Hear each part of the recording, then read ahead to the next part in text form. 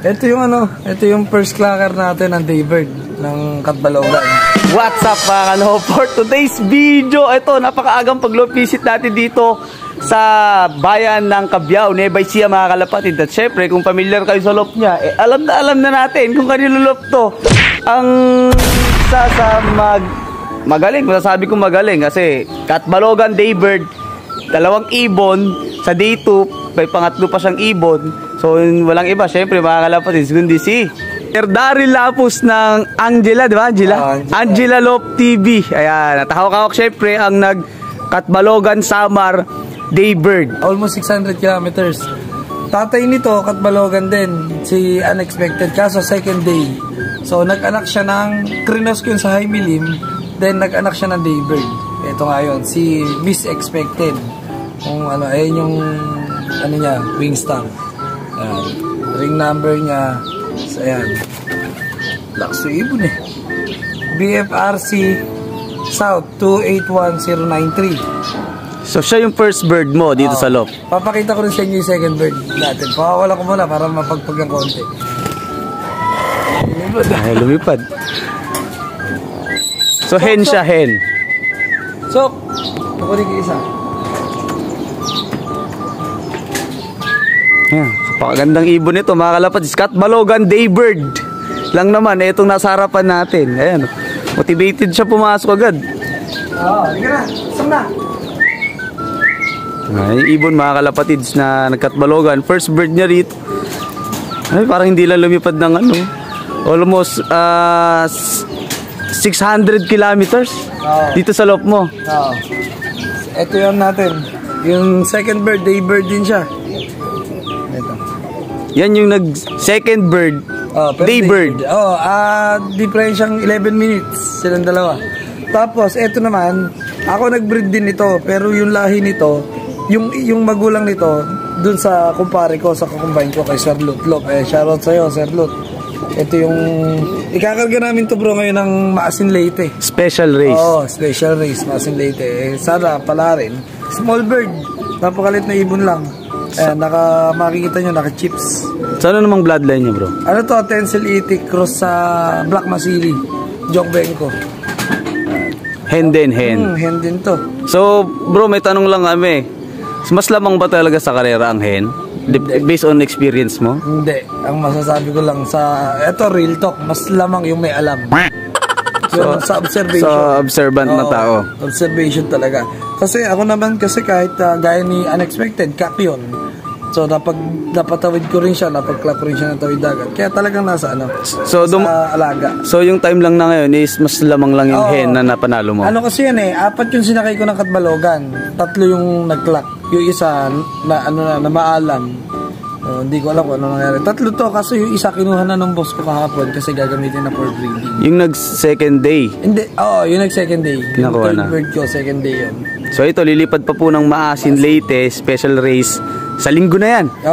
This coming Sunday na. Wednesday ang loading. So abangan po natin sa Facebook page or YouTube channel ni Angela Loop TV.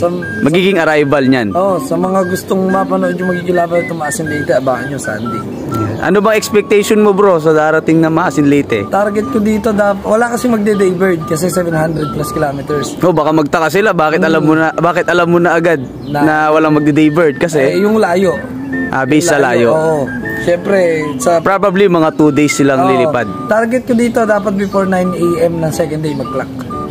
Yun ang ko dito. Yun ang goal ko sa ibon natin. Good luck. May pangalan ba yan, bro? Si Purple Bird. Purple Bird. Purple Bird to. Yung isa kanina, si Miss Expected naman yun. Ano natin? Ayun, eto, lumipad. Buko lang. Tumambay. Yung isa, pumasok na sa loob. Sok! Ganyan kababait lang yung mga yan. Ganyan lang sila. Ay, si Thunder yung ganyan lang sila. Sok na! Sok! Sok! Pasok! Sok na! Pasok na! Hindi ko kailangan. Galing nakakatuwa. Magano tayo? Loop inspection. Sa kondisyon ng ibon ng mga ayan, naililipad. Saka yung iba pang panlaban. Ayan, gaganda. Bro, pakita mo yung clacker ng Pasakaw Camarines Sur. Yan, kahapon. Smash race. Ito, lumipad to kahapon. Oo. Pasakaw Camarines Sur. Kamukha niya yung yung nagkatbalogan. Oo, yun. Pero hindi sila magkapatid. Hindi. Ayun, tingnan niyo mga kalapatid. So, lumipad yan sa Pasakaw. Pangilang lap na yun? Third lap. Third lap ng BBC. BBC na BBC, ilang kilometro na yun, bro? 300, almost 320. Ay, malayo na din mga kalapatid. Sa smash race pa kahapon. Ito, kakto, no? Oo, ayan. Nag-iisang kaki yan dyan.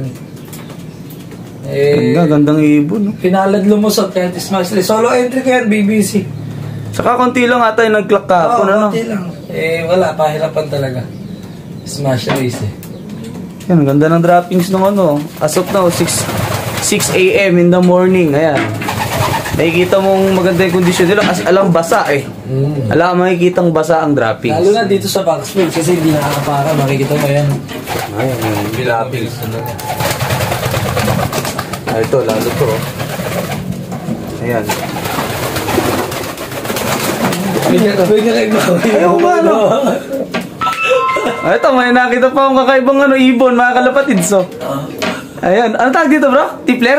Hindi, Budapest. Budapest. Anong tulong niya rito? Ba't may ganito to? Yan ang nagpapataas lumimat sa mga ibon ko. Siyempre sabihin, rumoronda rin yan. Kahit ang haling tapat. Okay talaga yung may mga ganitong ibon sa loob. Kasi, most of the time na nakikita natin ngayon ng mga nabibisita nating pansir, may mga tipler sila or ganyan, Budapest nga. So, siguro malaking factor din yan na nakakatulong sa training ng ibon. Yung ganyan kong isa, si Alien yan, 2.0. Yung original na Alien ko, yun ang nagpasikat sa akin sa Facebook. Napapanood ko yung Alien mo nga na lagi na babanggit. So ngayon bro, na magiging ka-member na tayo ng club na laruan ni Idol. CL. So ano bang magiging expected ko na kasi nga nagkwentuhan kami kagabi, actually hanggang kanina. So wala siyang tulugan. Wala siyang masishare sa atin na perfect na program. Kumbaga, yung race program niya, kung paano niya ginawa yung Katbalogan Summer Daybird. Saka hindi lang isa, tatlo, mga kalapatids. So, kung matatanong natin siya or magko-comment kayo dito ng anong ginawa, anong program. So, wala. Ako nga, personal ko na kinausap. Wala siyang may bibigay sa akin na yung fix. Proper. Yung fix talaga. So, yung daily pinakang the best ma-advise niya is Observation, which is talagang kung seryoso ka sa larangan ng pag-iibon, as time goes by na pag-iibon mo, mararamdaman mo talagang sa observe. Kung ano yung hahanapin ng ibon, kasi pagka natuto kang mag-observe, doon mo makikita na yung ibon mo, ito yung kailangan. So, yun yung ibibigay mo. Hindi mo kailangan na Monday, kailangan ko mag-flashing. O kaya Tuesday, kailangan ko magbigay ng ganito. Which is mali. Mali. Ayan. Kasi, kumbaga, binibigay mo yung hindi naman pala yun yung kailangan ng ibon mo. Tama. Ganun nangyayari. Kaya dapat talaga, alisto ka. Kumbaga, bukod sa bigay mo yung oras mo sa ibon, ibigay mo yung passion mo, yung puso mo sa ginagawa mo. Ganun dapat. Ayan, si Idol Homing kagabi, kakwentuhan niya dito kahit sila mama. During race, walang nakakaaya sa akin na tara sa ganito, tara sa ganan. Nakapokus ako sa loob. Focus talaga. Focus talaga. Yun ang isa sa sikreto, focus. Saka observation. Yeah. Given na may mga bloodline na di ba? So gagawin na lang natin, which is doon tayo nagkakamali is kulang tayo sa observation, kulang tayo sa passion, kulang tayo sa time na ilalaan sa ibon. Timing, napakalaga timing. Saka pointing, nabanggit mo sa akin. Ayan, ayokong maging hindi fair sa inyo. Kasi ganun ako, kung ano yung nasi-share sa akin. Depende na lang din sa atin kung paano natin i-adapt yung mga sinasabi, tinuturo nila. So, tulad nga yung pag-pointing. Ako sa pointing, alas 3 sa madaling araw, umakit ako sa loob para i-check yung droppings nila. Kasi sa umaga, gaya ngayon, nakita mo yung droppings, iba naapakan na. Hindi mo na makikita kung ano talaga yung droppings nila. Unlike si 3 a.m., talagang nasa perch pa sila. Sa perch pa talaga. Kaya talagang tawag dito, yung timing, makakukuha mo kung yung time mo, talagang full time ka sa pag-iibig. Ayun. Saka base sa Katbalogan niya is hindi ka bro nagpapaitlog, nagpapainakay. Hindi. So hindi ka fan ng gano'n. Wala akong widow box. Walang widow box. Box perch lang. So silibalos lang sila or else, kumbaga, basta dyan lang. Hindi sila kailangan persahin. Natural lang. Ayun. ang isa sa dahilan, ang isa sa binibigay kong dahilan sa ibon para uwian ako, dapat masaya sila sa bahay nila. Yung masaya happy, sila sa loob. contented sila. Saka alam mo yung komportable sila na alam nilang pag parang ikaw, di ba? Pag pagod ka sa galing sa mahabang araw, mahabang trabaho, pag uwi mo ng bahay, makaka-relax ka. Yun yung importante. Kasi sa bahay mo, doon ka feeling mo safe na safe ka. Oo, ganun talaga. So magiging kalmado ka. So, ganun mo sinanay yung pangapanlaban mo na pagdating dito sa loob, safe sila. Oo, na mapapahinga na sila. So yun ang motivation mo sa loob, kasama nga ibon. Yung loob. Ayun, yung loob maayos nila. na pahinga yung makukuha nila. Yun yung motivation ko. Hindi ako yung pasasabikin mo, ganito, bibigyan mo ng pagsiselos. Dapat ang ibon ko kalmado.